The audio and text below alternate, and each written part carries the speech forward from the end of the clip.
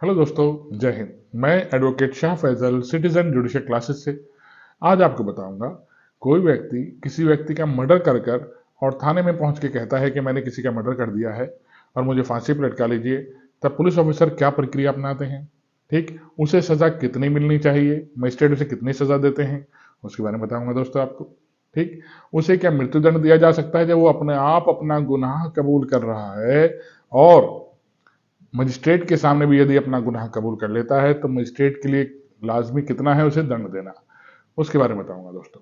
ठीक, उसके बयानों की क्या रेलिवेंसी है, अगर उसने ये बयान थाने में दिए हैं, किसी पुलिस अधिकारी के सामने दिए हैं, तो उसके बयानों की क्या रेलिवेंसी होगी, कितना इफेक्ट पड़ेगा मामले पर उसके कन्फेशन का, ये बताऊंगा दोस्तों आपको।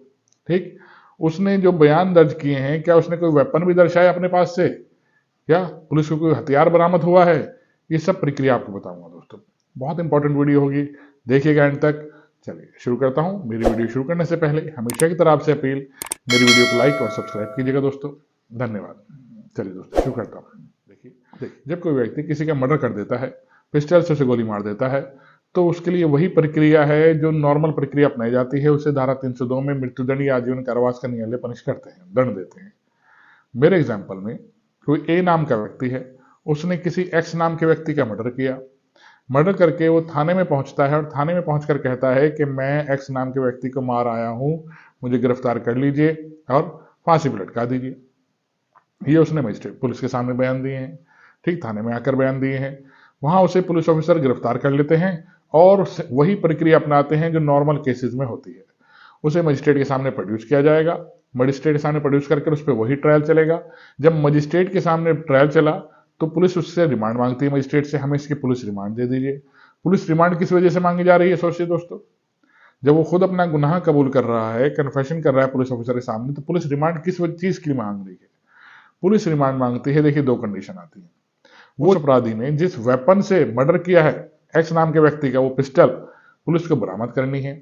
ठीक, वो तभी हो पाएगी जब उसकी पुलिस रिमांड, फिर वो वेपन लेकर, वो पिस्टल लेकर ही थाने में मौजूद हुआ आया, इस पिस्टल से मैंने मार दिया है, तब पुलिस रिमांड की आमतौर पर आवश्यकता नहीं होती। पुलिस के पास वो वेपन बरामद होता है, वो उस वेपन के साथ उस अक्यूज्ड को मजिस्ट्रेट सामने प्रोड्यूस करती है, और जो अपना खुद ही गुनाह कबूल कर लेता है आमतौर पर कि मैंने मारा है, वो मजिस्ट्रेट सामने भी यही कहता है, तब उसकी प्रक्रिया नॉर्मल प्रक्रिया की तरह चलती है। लेकिन इस एग्जाम्पल में पुलिस को पुलिस रिमांड दी जाती है, और पुलिस रिमांड के बाद पुलिस उस अक्यूज से पूछताछ करती है।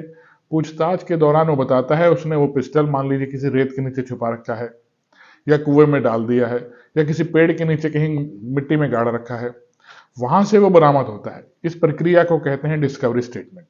ठीक, discovery statement section 27 Indian evidence act में समझा रखा है।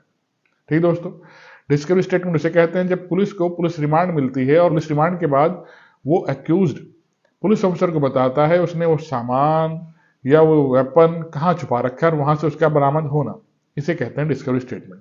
अब पुलिस को उस डिस्कवरी स्टेटमेंट के अकॉर्डिंग उसको वेपन मिल जाता है, वो उसे मजिस्ट्रेट सामने प्रोड्यूस करते हैं। फिर वो अपराधी मजिस्ट्रेट के सामने अपना गुनाह कबूल अगर करता है, देखिए उस अपराधी ने गुनाह कबूल किया है तो उसे वही दंड मिलेगा जो नॉर्मल अपराधी को मिलता, भले उसने गुनाह कबूल किया है। उसे भी मृत्यु या आजीवन कारावास का दंड मिलेगा, धारा 302 आईपीसी में दोस्तों। ठीक, उसका ये कहना कि मैं तो मजिस्ट्रेट सामने खुद बयान दिए हैं, कन्फेशन किया है, गुनाह कबूल किया है, तो उससे उसकी सजा कम नहीं हो जाती। बस इतना फर्क पड़ता है, जो पुलिस प्रक्रिया अपनाती है उसमें पुलिस रिमांड जब लेती है पुलिस प्रक्रिया, तो पूछताछ करती है, पूछताछ में अगर वो सही से उत्तर दे देता है तो वहां से उनके टॉर्चर से थोड़ा बच जाता है। अदरवाइज नॉर्मल अपराधी जब नहीं बताते उन्होंने क्या अपराध किया, कहाँ छुपा रखा है, थोड़ा टॉर्चर, थोड़ी बहुत टीज उन्हें दी जाती है दोस्तों, बस इस प्रक्रिया से बच जाता है। अदरवाइज उसे वही दंड मिलेगा जो एक नॉर्मल अपराधी को मिलता है, भले ही उसने अपना गुनाह कबूल ही क्यों ना कर लिया हो दोस्तों। ठीक, कन्फेशन की प्रक्रिया सेक्शन 164 सीआरपीसी में दे रखी है। ठीक, कन्फेशन क्या होता है, अपने गुनाह को कबूल करना। जब कोई अभियुक्त अपने गुनाह को संस्वीकृति करता है, हाँ मैंने मर्डर किया है, और यही संस्वीकृति वो अगर मजिस्ट्रेट के सामने करता है तो उसकी कन्फेशन की रेलिवेंसी होती है। लेकिन अगर यही संस्वीकृति मीन्स कन्फेशन अगर वो पुलिस अधिकारी के सामने करता है, थाने में करता है, तो पुलिस अधिकारी कल को मजिस्ट्रेट के सामने ये नहीं कह सकता कि इस एक्यूज ने हमसे कहा कि ये मर्डर करके आया है। उनके बयानों की कोई रेलिवेंसी नहीं होती दोस्तों पुलिस के सामने, जो बयान उसने दिए हैं। और पुलिस भी बयान देती है कि हमारे सामने इसने कन्फेशन किया, उसकी कोई रेलिवेंसी नहीं है। सेक्शन 25 और 26 इंडियन एविडेंस एक्ट के इसी को लेके बने हैं दोस्तों। पुलिस के सामने की गई संस्वीकृति और पुलिस की अभिरक्षा में की गई संस्वीकृति कोई मायने नहीं रखती, चाहे पुलिस अधिकारी के सामने ही उसने गुनाहों को कबूल अपने क्यों ना कर लिया हो। ठीक दोस्तों, क्या कब रेलिवेंसी होती है? रेलिवेंसी तब होती है जब वहां पर मजिस्ट्रेट उपस्थित हो, जब ये गुनाह उसने मजिस्ट्रेट के सामने किया हो, कार्यपालक मजिस्ट्रेट के सामने उसने या न्यायिक मजिस्ट्रेट सामने उसने अपना गुनाह कबूल किया हो, तब उसके बयानों की रेलिवेंसी होती है।